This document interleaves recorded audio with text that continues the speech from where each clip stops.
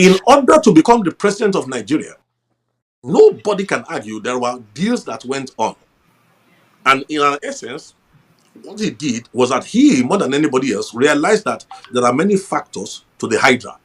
In terms of the kinetics, apart from the Fulani, the Boko Haram, the ISWAP controlled, Ansar, Lakurawa and Co. And what he did was to play them against each other so that he You could are get a seat in alleging the that presidency. President Tinubu had a deal with the terrorists?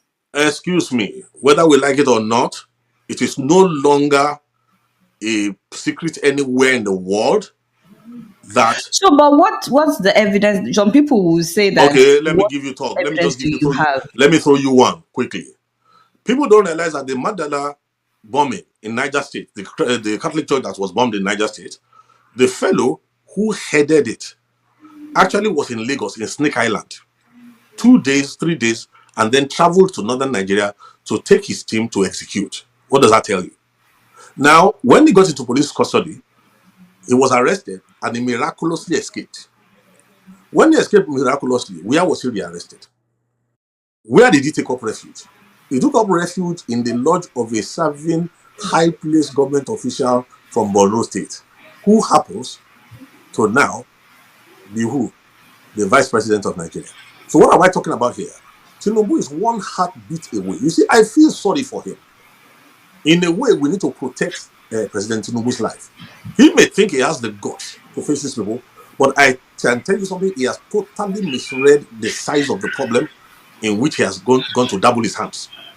Okay, These so people, you said a lot of things. These are serious allegations. please, don't even bother. I'm the one talking. We are, listen, we Yes. are the circumcision. We worship God in the spirit. We rejoice in Christ Jesus and we have no confidence in the flesh. I'm a statesman. We worry about the generations to come. I'm not worried about the next election.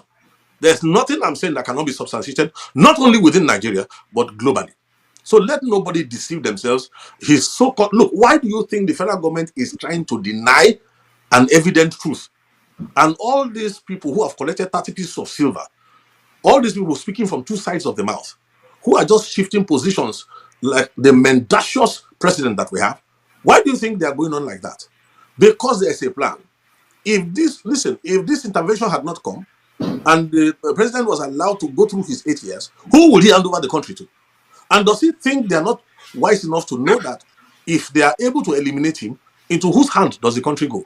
Now, this is where the problem is. If the country goes into the hand of the Boko Haram, the Fulani will not be happy.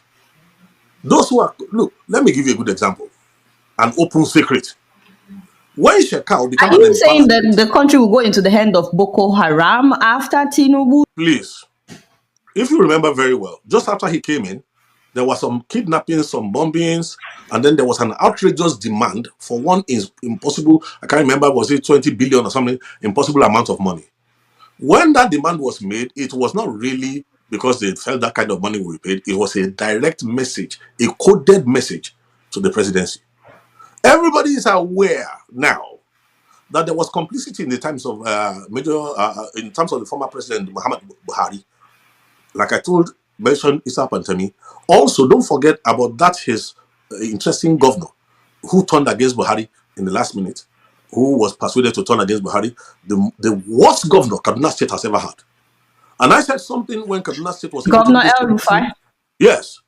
Look, let's not even go there. Go and look at his tweets in the earlier years. Go and look at his own open admission on television that he left Nigeria to neighboring countries with money to go and sponsor the terrorists who had come to kill in Nigerian territory. Why did they have that kind of confidence then? Was because they knew they had entered governance. Now, as I'm speaking right now, listen, we need to reformat this country.